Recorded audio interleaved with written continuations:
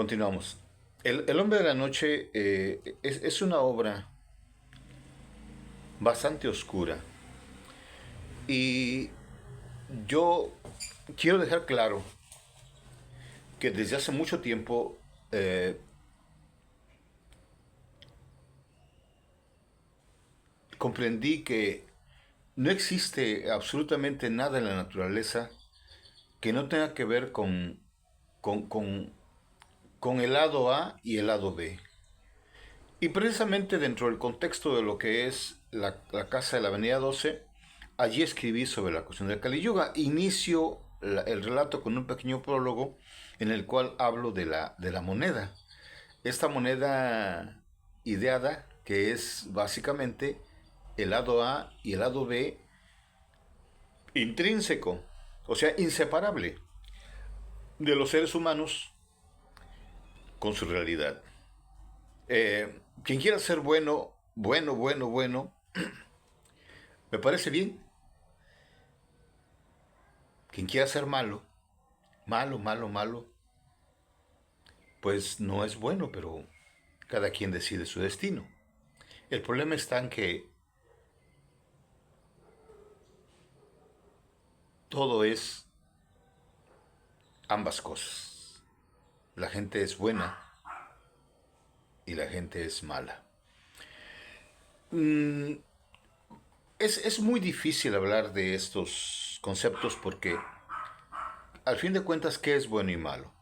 Probablemente es, como lo dice, como lo hablan las leyes universales, pertenece a... son los polos opuestos de una misma cosa. Eso me parece muy, muy importante que la gente lo sepa. El problema que yo encontré, principalmente, es que no sé si estoy hablando de una verdad, porque son experiencias que difícilmente se pueden traducir como verdaderas. El cerebro, el cerebro humano, la mente humana, es un verdadero laberinto, un laberinto del cual nos hablan los griegos, ¿no? Y existen en ese lugar, existen monstruos, monstruos, digamos, eh, entre animales y parte humana. Eh, Cuando descubrí en Catemaco la situación del tonal nahual, me di cuenta que todas las personas contienen un nahual. Que esto no es bueno ni malo, simplemente que en la liga que se hizo con respecto de utilizar a un ser vivo para ingresarle el conocimiento o la luz del sol que nos trajo Prometeo, pues eso ocasionó que se utilizara pues un cuerpo que estaba vivo para poder tener un vehículo para esa gran luz, para esa inteligencia. Y a partir de allí empezó toda esta aventura y la historia de la humanidad. Eh, Muchas veces he comprendido que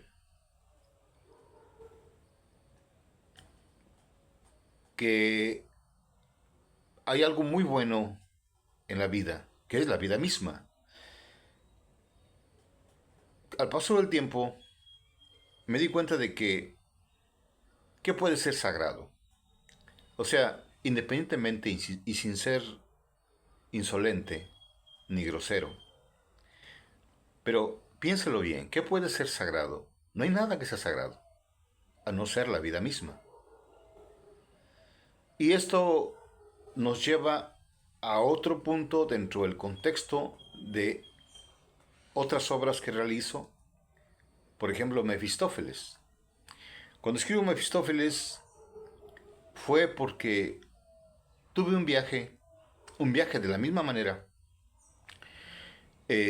Viajo a una dimensión muy especial en la cual yo veo el interior de la Tierra y me enfrento a, a una forma de vida totalmente original, pero en ese lugar había una armonía como jamás he sentido en mi vida.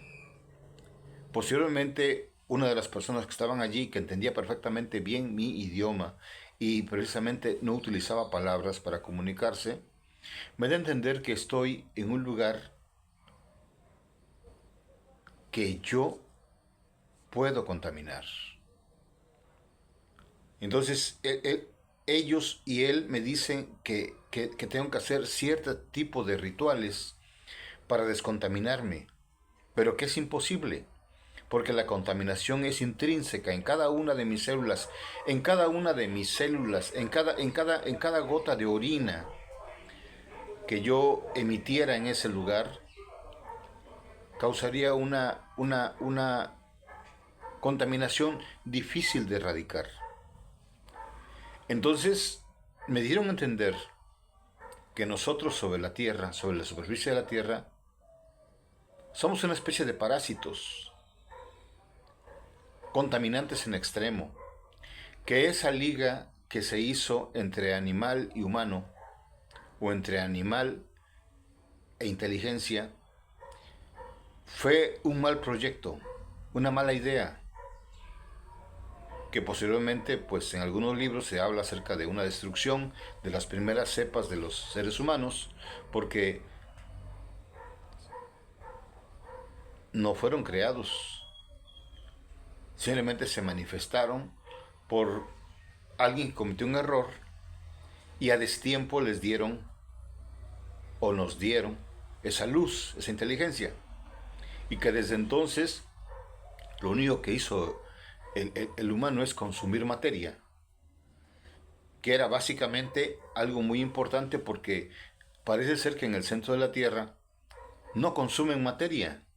Ellos viven de una energía que emana de la Tierra misma, es una energía muy pura y que había mucho de esa energía sobre la Tierra, pero que poco a poco se va eliminando porque el ser humano aprendió a utilizar el oxígeno, aprendió a tomar agua, aprendió a consumir materia y entonces requería para su organismo otro tipo de combustible y este era el oxígeno que oxida, el oxígeno que destruye.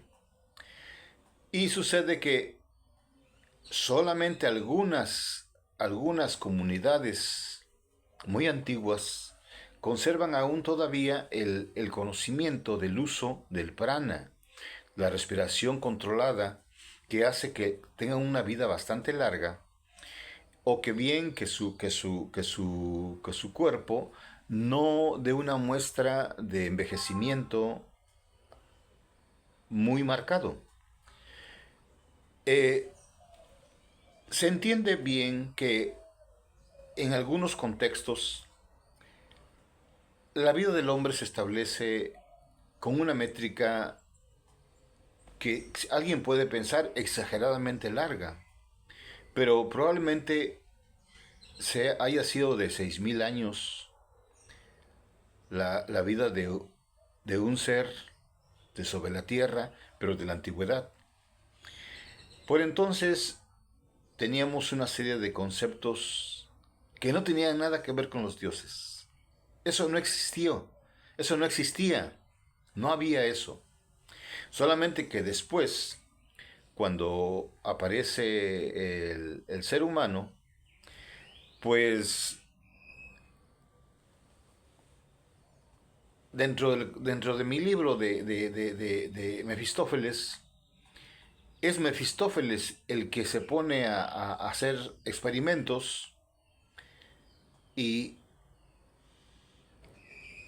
encuentra un ser gelatinoso que había cerca de los ríos y lagunas y lo trae, y entonces él le quita, había unas serpientes muy hermosas, iridiscentes, pero con alas, y además de eso tenían o tienen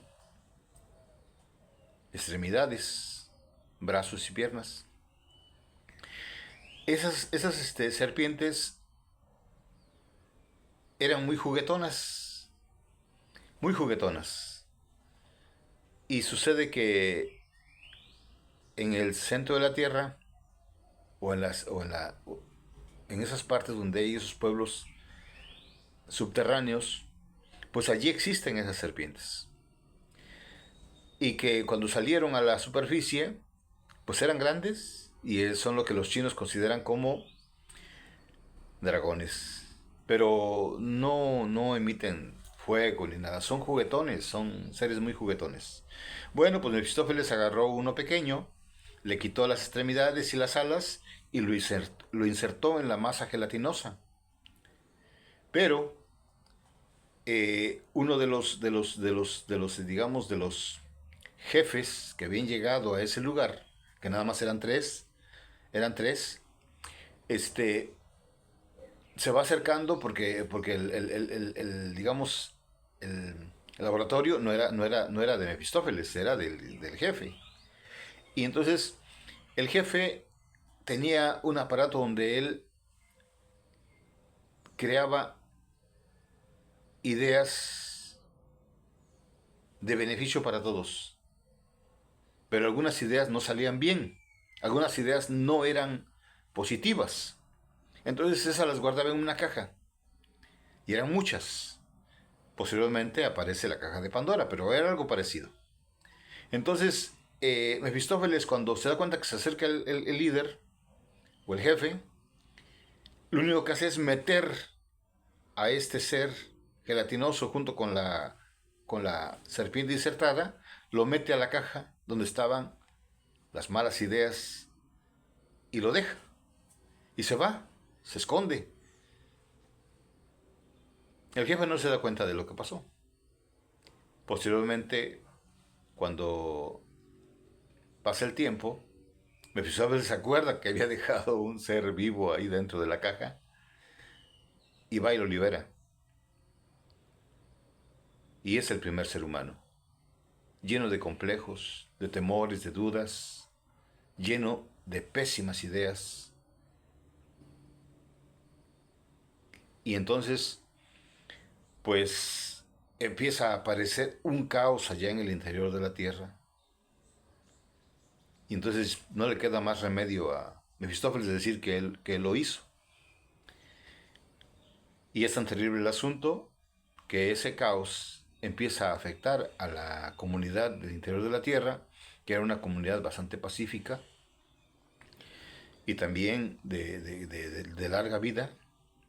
Y entonces decide el líder, antes de irse, antes de llevarse todo el oro que él, que es para lo que él vino, se va, pero antes pone a ese ser humano y a una compañera que ya le había creado también Mefistófeles, los ponen sobre la tierra, porque estaban contaminando el interior de la tierra. Y es justamente lo que les comentaba, que eso fue lo que pasó cuando en sueños, o como ustedes quieran creerlo, viajé a ese lugar.